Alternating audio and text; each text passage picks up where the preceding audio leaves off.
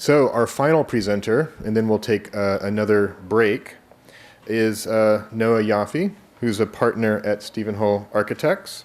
Obviously, this is a storied architecture firm known for their ability to merge lights and space and form with great contextual sensitivity. Their work examines unique characteristics of each project to derive highly conceptual designs that are sensitive to cultural and historic importance, as well as phenomenal presence. The work resulting from their global practice is recognized by about every imaginable award related to the topic of architecture. As well, there are many valuable publications written about their work and written by their founding partner, Steven Holl himself. I think that we can all agree that Steven Holl Architects is one of the most important current architectural practices today. So please join me in welcoming Noah to the podium. Thank you for the kind introduction. And it was interesting when I was first invited to come and speak here. It was right around the time Steven had actually been giving a lecture called Time Light. So it seemed appropriate and good timing to come and do this. As Derek said earlier, he sort of set up the presentations today to be almost a gradient from more scientific and technical to more phenomenological. So I'm going to do my best to hold up that end of the spectrum and really focus more on some of the phenomenological aspects of architecture. And I did want to, that has a strong grounding in our firm's work. Really, at the core of the practice is an embrace of the phenomenological aspects of architecture and perception, and this was something that I think is characterized the work from its earliest phases, even in a time when, in its early inception, when that was a very difficult challenge within architectural practice. I think one of the seminal texts of that really forms the foundation of the firm philosophy is Anchoring, and I wanted to read just a quick passage from that because I really do feel that that book speaks very, very deeply also to the topic of the day of nature and man-made. So in that, Steven wrote, "Architecture does not so much intrude on a landscape as it serves to explain it. When a work of architecture successfully fuses a building and a landscape, a third condition emerges. Light, shadow, and shade, its different sources, its opacity, transparency, translucency, and conditions of reflection and refraction intertwine to define or redefine space. Light subjects space to uncertainty." And I did want to talk quite a bit today about the role of uncertainty in this, and the role of uncertainty in phenomenological experience, and how one can, in fact, embrace that. And then picking up on that was very much picking up on some of the topics we've talked about today.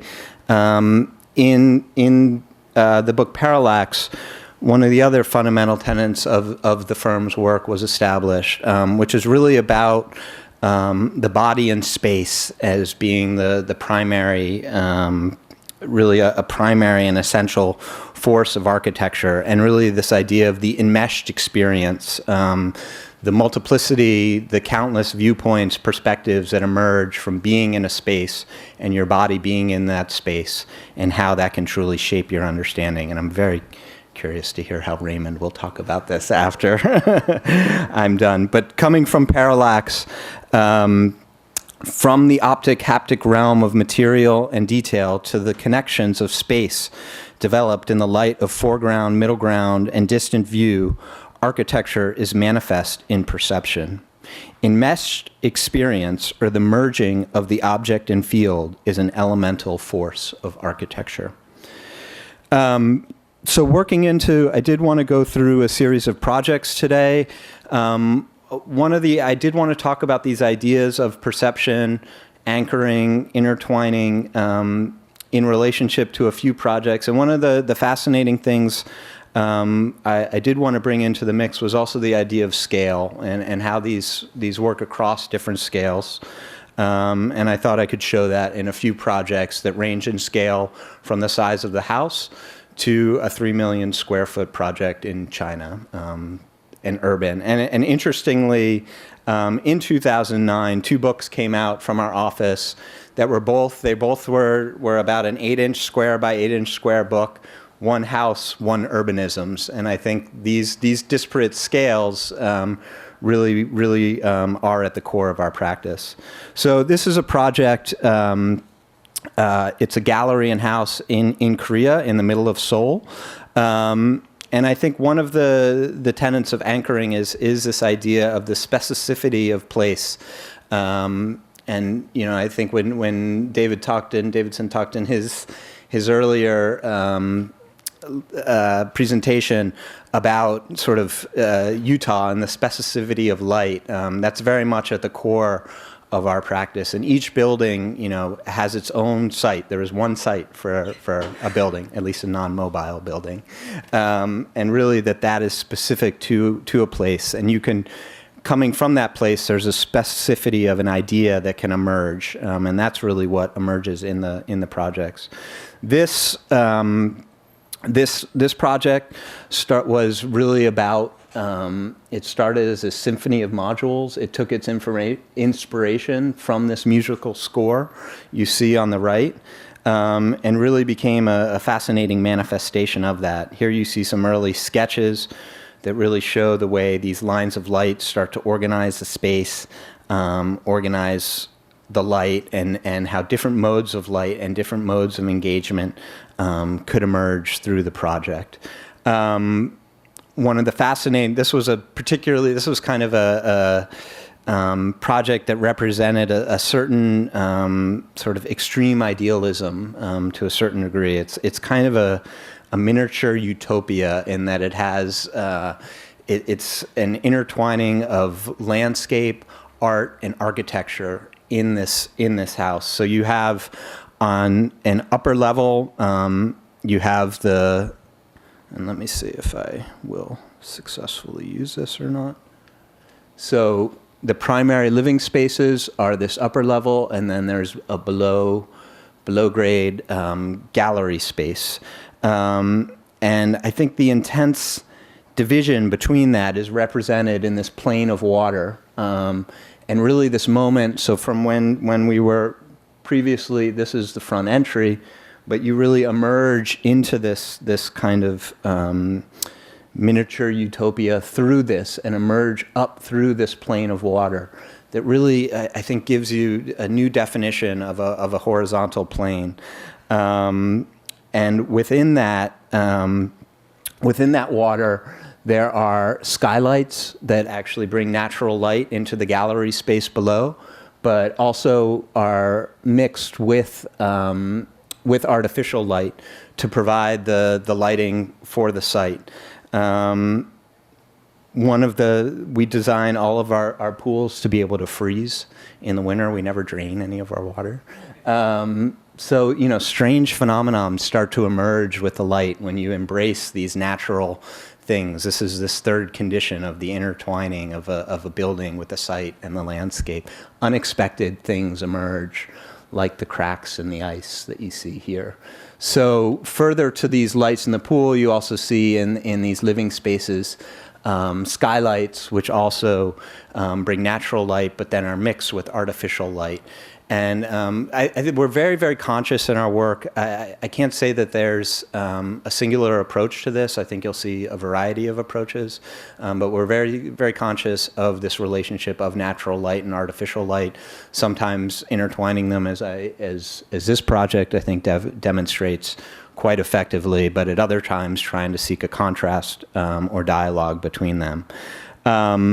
I think the idea of embracing diurnal time, seasonal cycles is very much part of our project, and really understanding material properties, but also allowing for the unknown, as you might see, reflections through the leaves, this diaphanous light coming through to create this very delicate reflectivity that's sort of more than the light, more than the material itself, but a merging of the two in a phenomenological condition.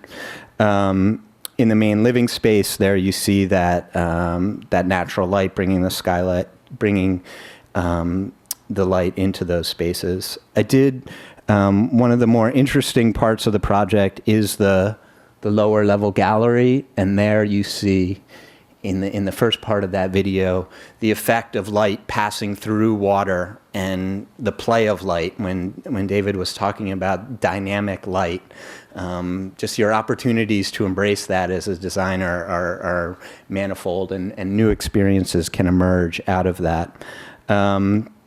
And then here you kind of see that dividing line between the lower level and upper level, and the kind of fully enmeshed experience that emerges out of that, and then when you're into the lower gallery level. And the sense of detail that resonates throughout that, down to this is a little entry fountain at the front entry, where we cast into the concrete the plan of the building as a kind of another scalar element. Shifting scales quite dramatically. This is a project in China.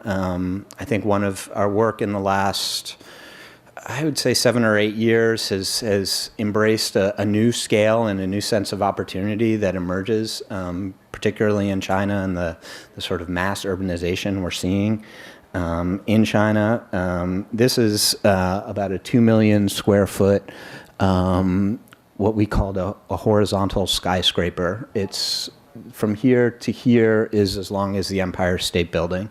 And really what's emerged, it's raised 15 meters off the ground, and a kind of new type of landscape has almost emerged in this space. It's very difficult to describe the feeling of your body in this space. It's, you know, there's the pilotis of Le Corbusier, but this is kind of that, maybe on steroids or something. And below that is a whole dynamic landscape that houses actually a series of auditoriums, other spaces that really make this actually a public space. And I'll talk a little bit in the next project, but I think also the nature of public space in China is a fascinating topic, something for another discussion. Here again, you see different filtering of light, even at this scale where there's still an embracing of the detail and the phenomenological qualities of light. This is a perforated aluminum screen that's south-facing, that's based on sort of a palm frond type of patterning, and you see the material dissolving at the corners of the project, just expressing a kind of indeterminacy and unknown qualities that can emerge in this. Also, I think one of the most fascinating aspects of the project, you can't see it so much here, but is the use of color, and the way that color actually levitates these large masses. And there's a long tradition in Chinese architecture of color up in the ceilings and in temples, and how that's used. And we took many of these same colors, but to get that quality of levitation of this large mass, and the contradiction that you can get with this large mass floating, so this horizontal skyscraper floating, and then the unexpected of, you know, bodies of water underneath that will cast reflections up into those undersides of that were very consciously designed as highly reflective surfaces. So this was an interesting instance. We knew this phenomenon would occur, but how much you try to control that or not try to control that and embrace a certain degree of unknown in that is an interesting part of our work, I think. And then, of course, the inverse, seeing in the water the reflection of the color. And again, the idea of different scales, how you can start to understand this incredibly large building. I mean, it's it's quite something to be under the Empire State Building laid horizontally, but then breaking that down to the scale of, you know, these small pebbles in the water, and how that works. I think the idea then at night, how this can be, you know, I think these effects are just augmented to quite significantly, and really, you know, there's, when we talk about the merging of landscape and architecture, the idea then of a spatiality of night creating also just a fascinating condition where your whole understanding of this place, I think, completely changes when you're there at night, and obviously then your experience then in the day is completely transformed by the way you perceive this building at night. So these large pieces of structure, which really, you know, this whole building comes down on 8 cores, and the largest spans in it are 60 meters between the cores. It actually uses bridge suspension technology to achieve those large spans. It's again, another lecture, but something that had never been done before, the combination of a concrete structure and suspension bridges. But then those becoming these light fixtures in the evening at this sort of much larger urban scale, and the type of space that creates, and the levitation you see when you get that light and color mixing, and the power of that reflected in the water, I think, create a completely unique third condition that emerges. Another large-scale project we did in Chengdu, China, I think has a particularly fascinating relationship to light on several different scales.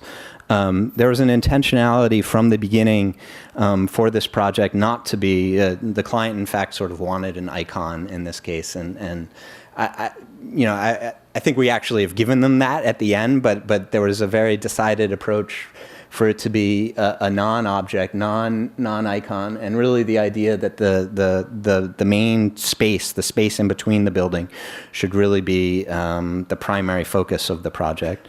The project's located in Chengdu, which is kind of effectively in the middle of China, and one of the fascinating things about Chengdu, you know, where we talk about this rapid rate of change in China right now, but Chengdu actually is the only major city in China that has kept its name for more than 2,000 years.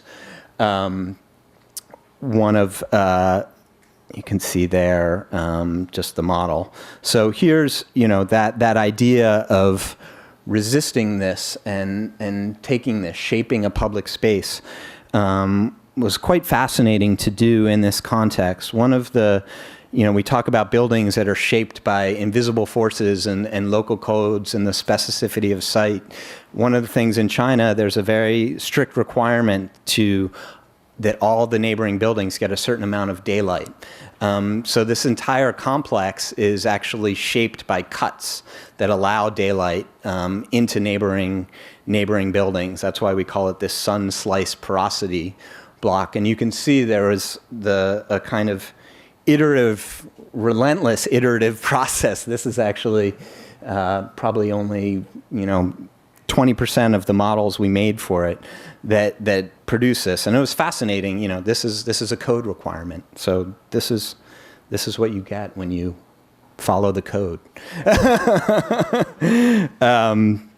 You know, I don't want to. We talked a little bit about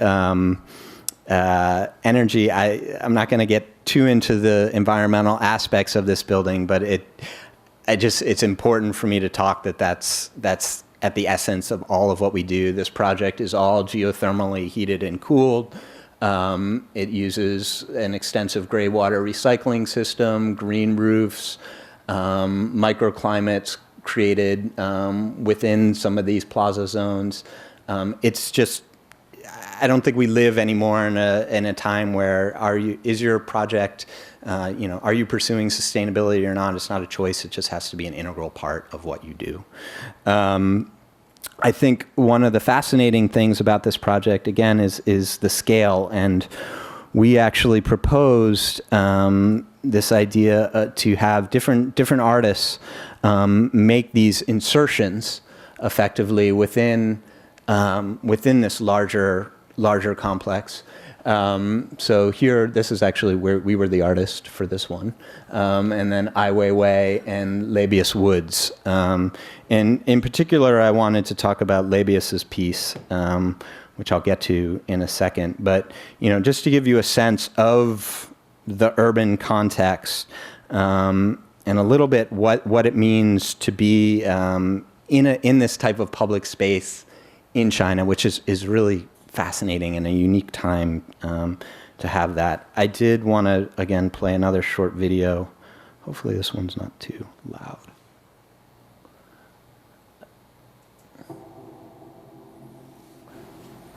So Chengdu's another, it's like a city of 10 million that probably many people haven't heard about, which many of these exist. But just to give it some cultural context, and these, by the way, are videos that you can see on Vimeo. I think one of we live in a fascinating era where you can convey ideas in this way and convey the experience of a place to a certain degree, although nothing beats going there.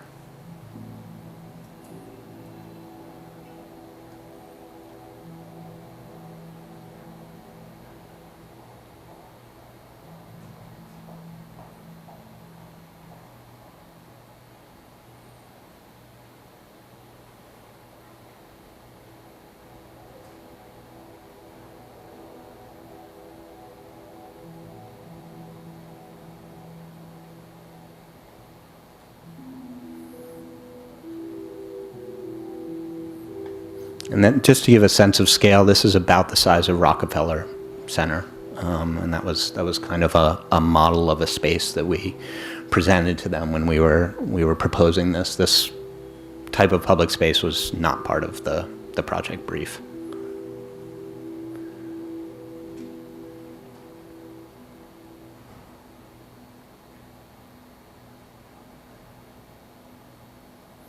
That's a quote from Du Fu that sort of formed the basic concept for the space.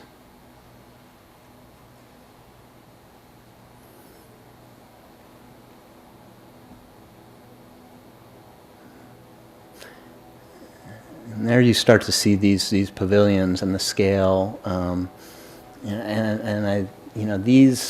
these form sort of little bodies of resistance in this larger complex.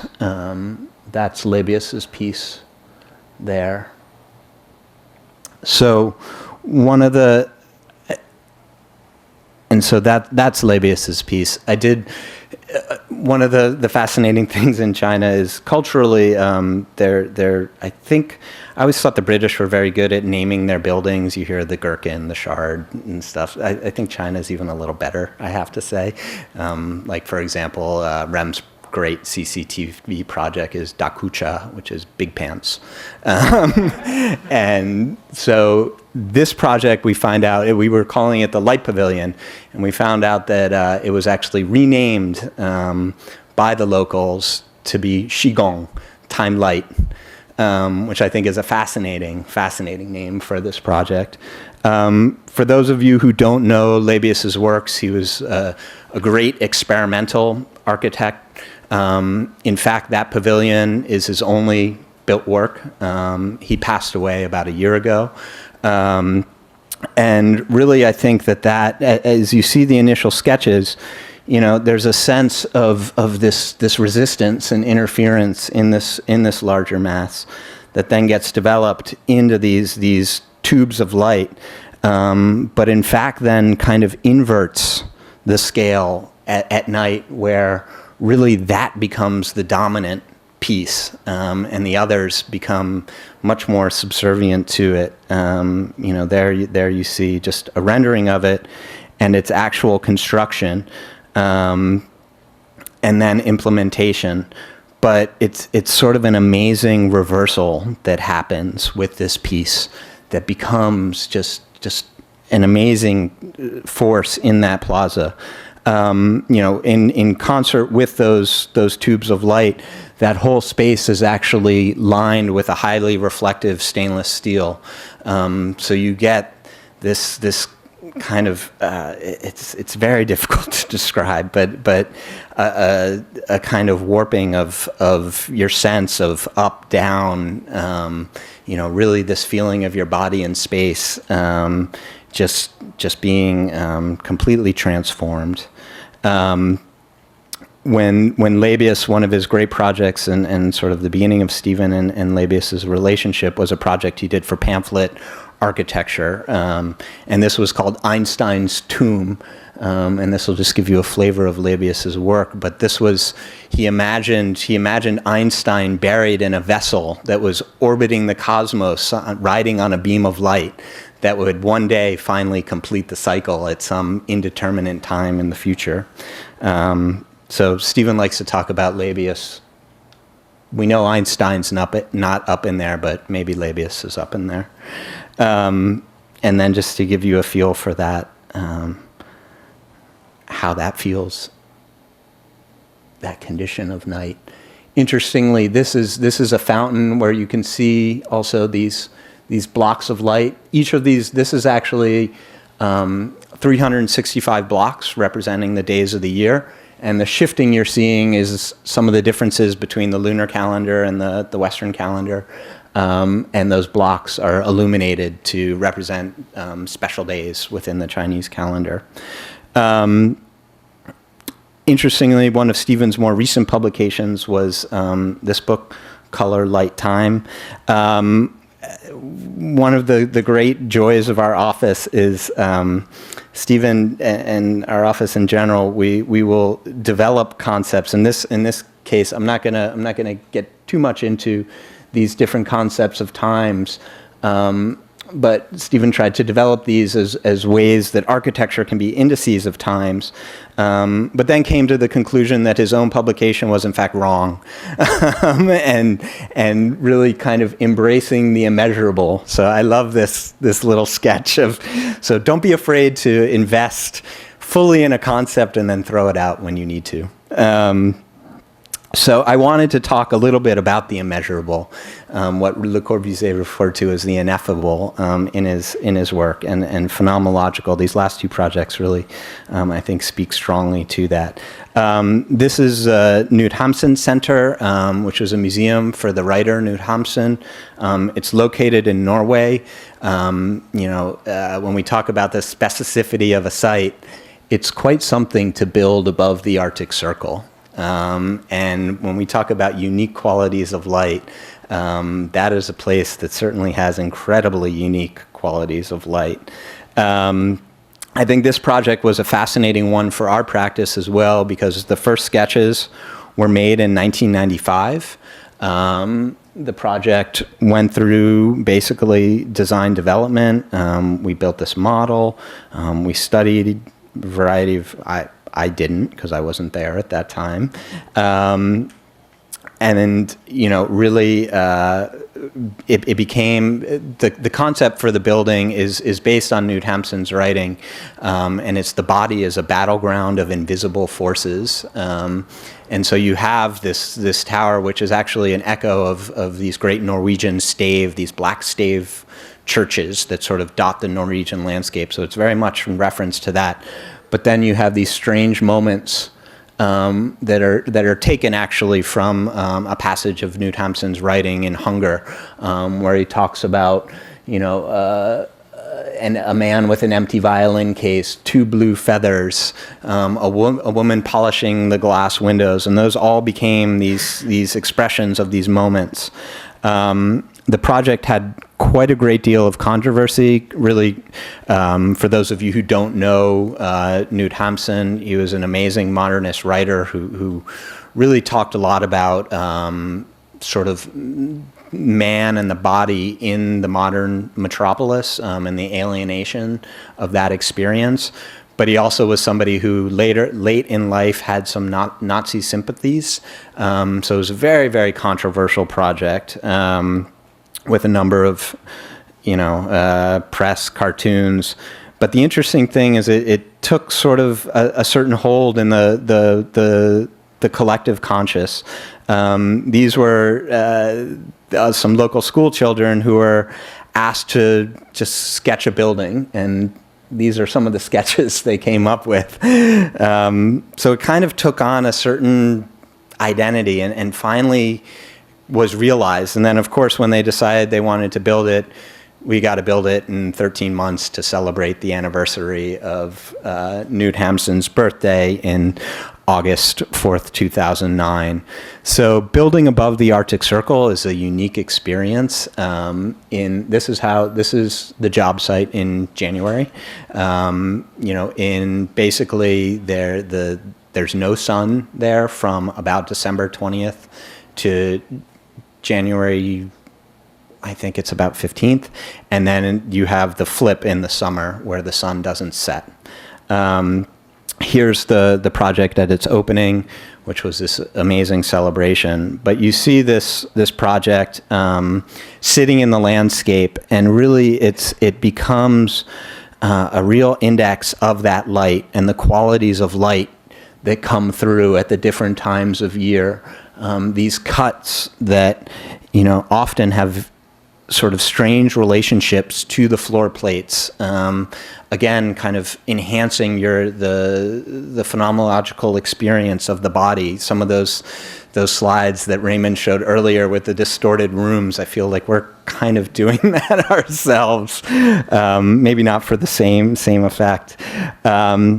But then also surprises that emerge. We have in this project, there's the main elevator core is a brass spine that travels up through the building, and there's some slight oil canning, some slight bending in the material that occurs. And we knew we'd get reflection off that building, but off that material. But the joy of seeing this at certain time of day, we knew something would happen, but we didn't know this was going to happen, but the embracing of that light, and that phenomenological quality. There you see this low winter light. Again, just kind of an amazing quality that you get. And then one of the great joys was after being at that opening in August of 2009. And by the way, in August, when the sun's at its highest at about 47 degrees, there's a beam of light that cuts its way from the top of the building all the way down to the front entry. But then what was great was the museum director in December, she sent us December 10th, I believe is the date. This was the light at the peak of the sun of that day, and this was the last day they were going to see the sun for a month. But the quality of that horizontal light and the intensity that you get on that white painted concrete surface is quite something. So that was their kind of goodbye to the light. And we can talk. I'm curious to talk about circadian rhythms as they relate to these type of light conditions. The last project I wanted to talk about is in Glasgow, and this one is going to open in a few months from now. So this is relatively new work. This is a project that's for the Glasgow School of Art. It sits across from Charles Rennie Mackintosh's Glasgow School of Art, which is really one of, I think for many architects, one of the seminal buildings that exists in all the work. I think we, shortly after we got this job, we were told it was just voted the most important building in the UK in the last 200 years. So it's a little tough to build across from something like that. So how you approach a site like that was key. In this case, we had an approach of complementary contrast.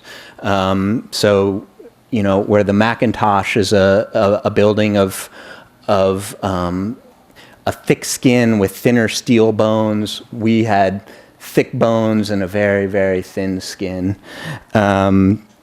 Really at the core of this was the unique qualities of Glaswegian light. And I think really we drew our inspiration from a deep analysis of the Mackintosh building. I mean, if any of you have ever been to that building, it's an essay in different ways to bring natural light into studio spaces. And really the studio is the kind of building block of that building. It's a building that's shaped by volumes of light. So we did this intensive study. I mean, this isn't begin to get at all the conditions that exist, but an intensive study of the different and wonderful ways that Macintosh brought natural light into his building, and understanding that the core of any design school should be the studio space, and treating that as the building block.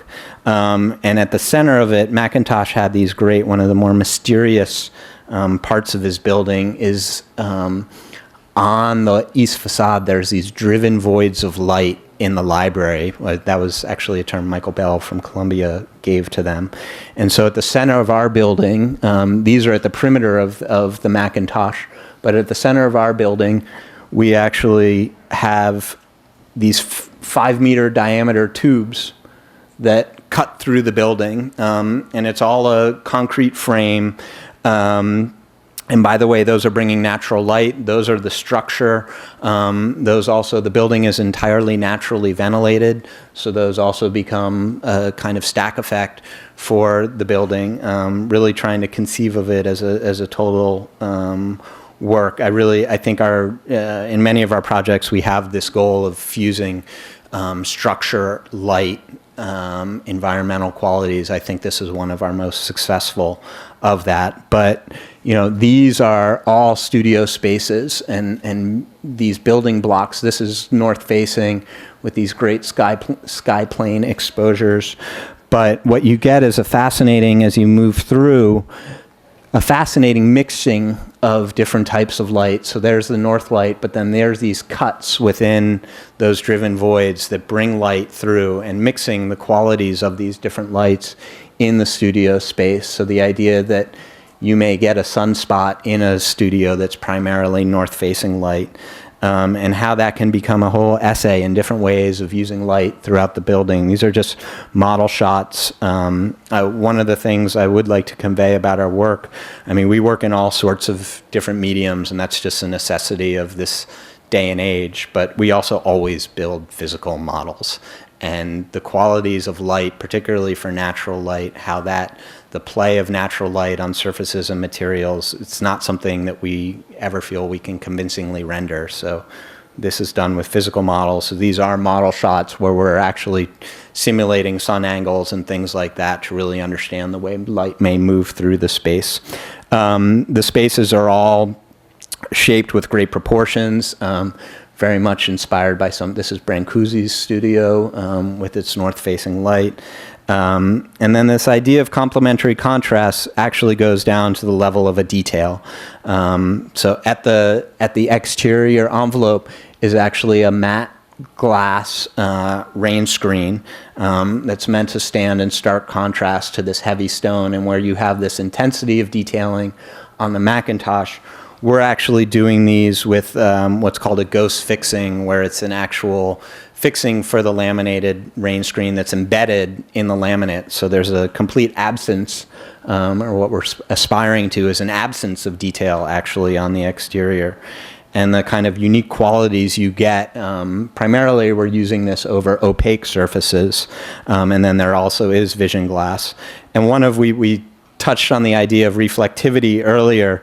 One of the fascinating things in this project was actually that all the Macintosh studios with their great north light, we couldn't ruin that.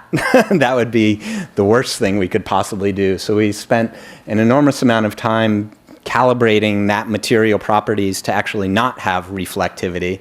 And it was interesting, after a series of analyses, this is actually when we went finally for planning approval and to get this approved by our client. These were our highly scientific simulations that we did, but they were an amazing tool for communicating the difference between reflectivity and the nature of the sort of luminosity that we were trying to achieve with this. And then we did spend a lot of time studying the views from the Macintosh studio. This is what you see now, and then this is our building in this kind of quality of this very strange ephemeral quality of this material. And it kind of standing as an almost Zen-like simplicity. Here you see in December, you're even getting the silhouette almost as a kind of cinematic projection onto this surface. Something I can't wait to see if it works. I'm pretty sure it will in real life. But the unique qualities of this material, also being able to mirror different conditions of day, different times of year, it becoming a kind of lens for understanding the qualities of light of that place. And again, this third condition emerging through that. And then at night, the sort of activity of the interior animating the exterior. And just to show you, just to end on a few construction photos, to just show you how these spaces are emerging. This is actually a wonderful moment to be able to look at this building just in its kind of elemental state, looking up through the driven voids of light as they shape your whole circulation and movement up through the building, and those unique qualities of light you get cascading down. And this was also as an interior, how you bring light into these deep, it's actually a relatively deep floor plate, but how you bring light into the center of that, and then engaging that kind of wonderful Macintosh expression as you move up to the top and finally end at the top with these great light catchers. That's it.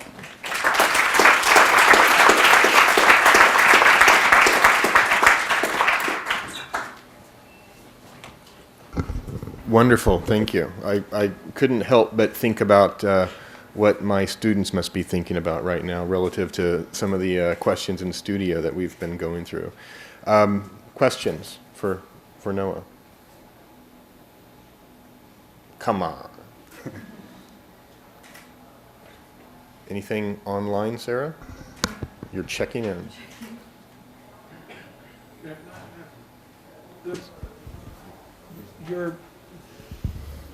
Your horizontal skyscraper, I think one of the things that struck me in particular was, and I think it solves to a very significant degree the problem of walking under massive structures, and you point to the pilotis as an experience that we've all had, and usually an unpleasant one, is the use of water. Because it's not just the sort of the rippling reflectivity or the caustics that are projected onto the underside, but it's actually it doubles the perceived volume of space underneath the building. Was that something that you guys, I'm sure you paid attention to, and I'm sure you knew what you were doing, but to what degree did that play into your use of water under the building? No, I think it's a great question. We could spend a long time talking about water in our work, but it's a fundamental part of our work, and I think very much for the phenomenological aspects you just described. But yeah, it was kind of an attempt to reclaim this under the building space as something lively. It was a conscious decision to free up the landscape. So I think it's the combination of the softscape and the water that kind of give you a very surprising and maybe unexpected condition of emerging underneath that building.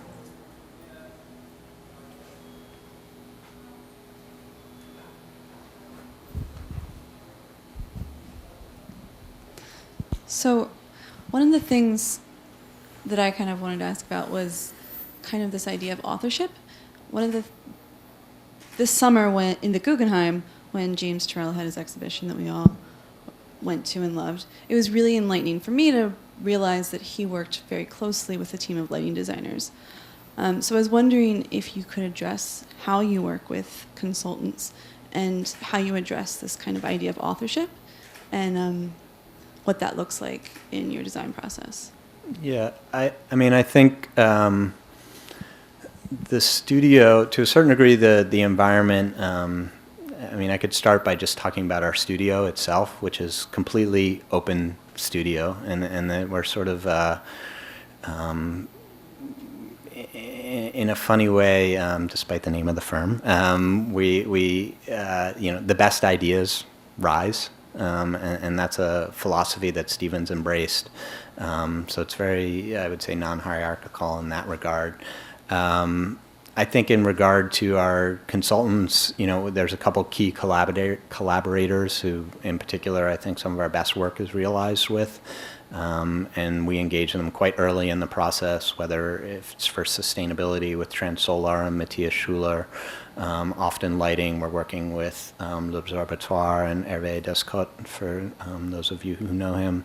And him and Steven, for example, have a friendship that stretches back 30 years. So there's a dynamic that just emerges from those two together. I think there is a strong sense of, collaboration, and a kind of, that the best ideas are what become most important in the project.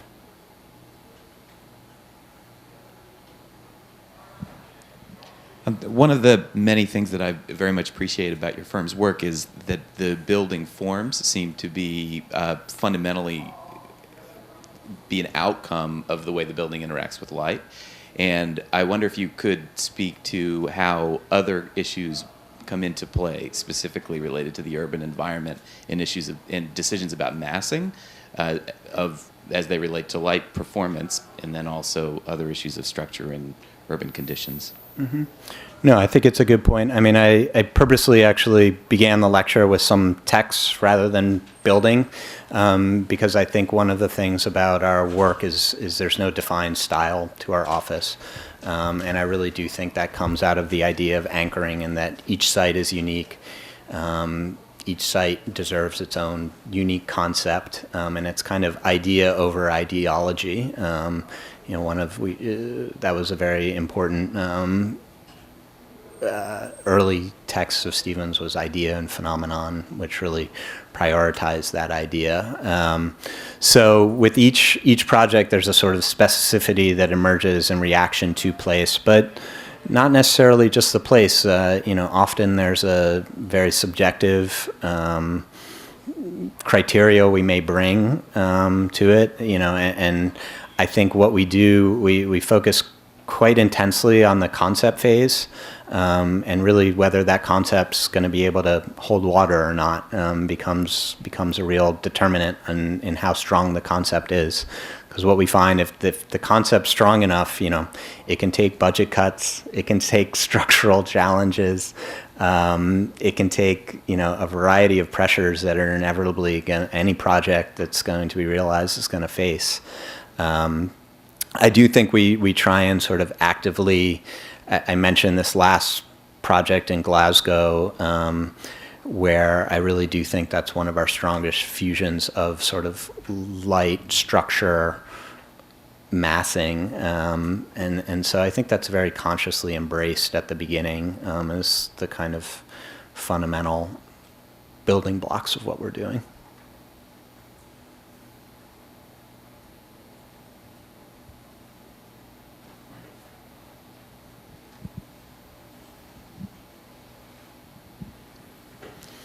Thanks for your presentation, and I am very curious to read the most recent publication, Color, Light, and Time. And I'm curious about the project Sunlight's Porosity. The diagram I see, what I understood from the diagram was there was a projection of view, and then it seems like you had studied how the projection of view. And I'm sorry, the shape of building affect the view, the volumetric projection of the view from the neighborhood. And I'm curious, is it very typical study approach for architects, or was it just for that specific project because of the code? Yeah, I think it's something one needs to consider in any project. The shadow your building casts is potentially more important than your building. So In this case, it's a unique aspect of the code there, and it's not so much views, but exposure, direct exposure to daylight, where you're required to have 2-hour exposure to daylight. So in this sense, it was kind of an iterative process where we were forming a massing. We knew we wanted to shape this public space. There was a certain density we needed to achieve with the project, and it became a kind of iterative process where we would try something and then work with these constraints and requirements. So I think it did produce a kind of, again, there was a kind of form finding to that. I mean, to address the earlier question, there was a kind of inherent desire for form finding, but also an inherent uncertainty in that project. I mean, I do want to kind of bring back this idea of uncertainty, and I hope it's something that we can address in our panel discussion. But how you embrace that and how you let that became, we talk about in our own work working with doubt, and that being a powerful tool and producing unexpected results. So yeah, that was what I was curious. Was there any interesting findings you can apply to future projects? But yeah, I wait. Yeah. No, you just answered my question. Okay. Thank you so much. Yes, I think so. But that's for you to all decide. Any final question? Okay. Thank you, Noam. Thank you.